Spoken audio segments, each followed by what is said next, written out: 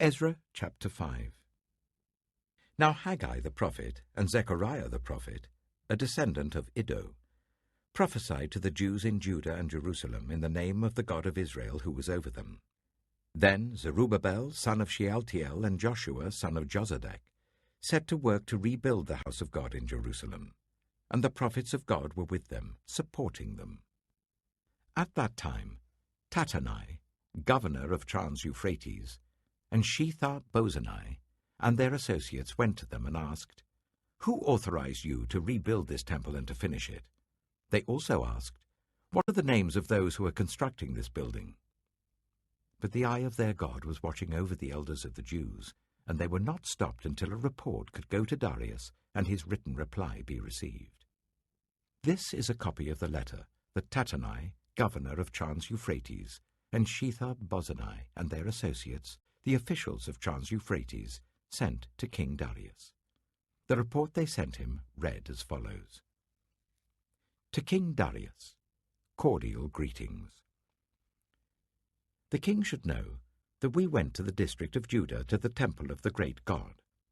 The people are building it with large stones and placing the timbers in the walls. The work is being carried on with diligence and is making rapid progress under their direction. We questioned the elders and asked them, "Who authorized you to rebuild this temple and to finish it?" We also asked them their names, so that we could write down the names of their leaders for your information. This is the answer they gave us. We are the servants of the God of heaven and earth, and we are rebuilding the temple that was built many years ago, one that a great king of Israel built and finished.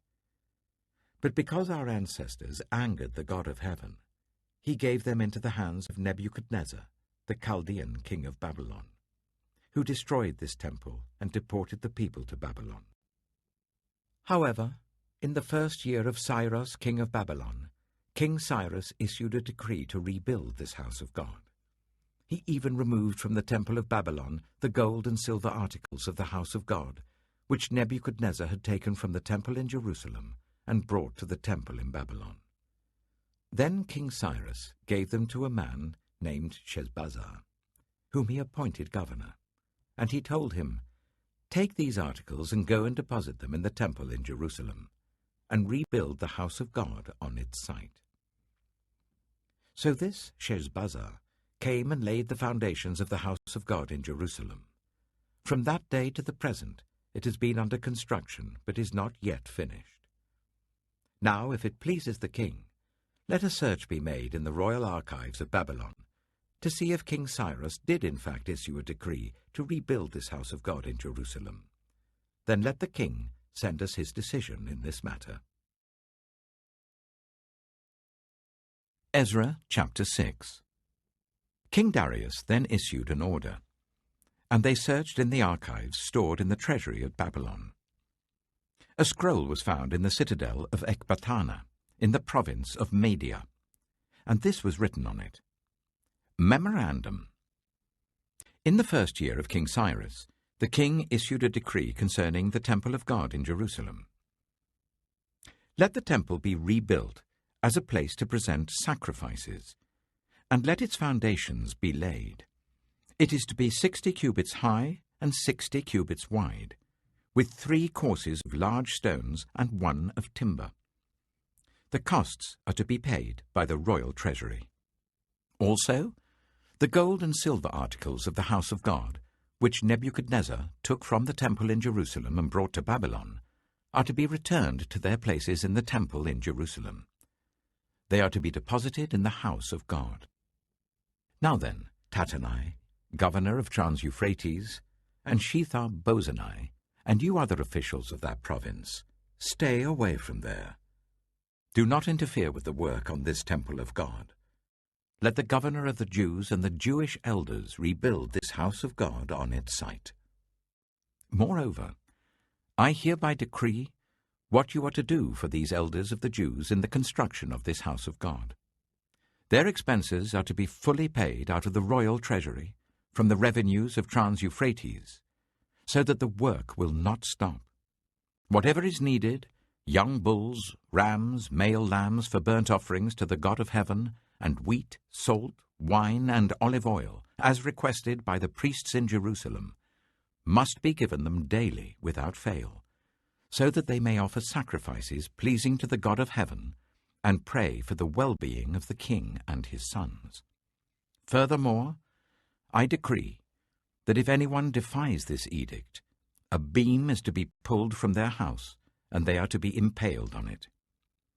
And for this crime, their house is to be made a pile of rubble.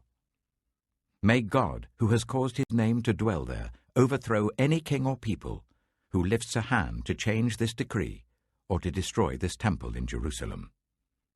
I, Darius, have decreed it. Let it be carried out with diligence. Then, because of the decree King Darius had sent, Tattenai, governor of Trans-Euphrates, and Shethar-Bozenai and their associates carried it out with diligence. So the elders of the Jews continued to build and prosper under the preaching of Haggai the prophet and Zechariah, a descendant of Iddo. They finished building the temple according to the command of the God of Israel and the decrees of Cyrus, Darius, and Artaxerxes, kings of Persia. The temple was completed on the 3rd day of the month Adar, in the 6th year of the reign of King Darius. Then the people of Israel, the priests, the Levites, and the rest of the exiles, celebrated the dedication of the house of God with joy. For the dedication of this house of God, they offered 100 bulls, 200 rams, 400 male lambs, and, as a sin offering for all Israel, 12 male goats, one for each of the tribes of Israel. And they installed the priests in their divisions and the Levites in their groups for the service of God at Jerusalem, according to what is written in the book of Moses. On the 14th day of the 1st month, the exiles celebrated the Passover. The priests and Levites had purified themselves and were all ceremonially clean. The Levites slaughtered the Passover lamb for all the exiles, for their relatives, the priests, and for themselves. So the Israelites who had returned from the exile ate it, together with all who had separated themselves from the unclean practices of their Gentile neighbors, in order to seek the Lord, the God of Israel. For 7 days they celebrated with joy the festival of unleavened bread, because the Lord had filled them with joy by changing the attitude of the king of Assyria, so that he assisted them in the work on the house of God, the God of Israel.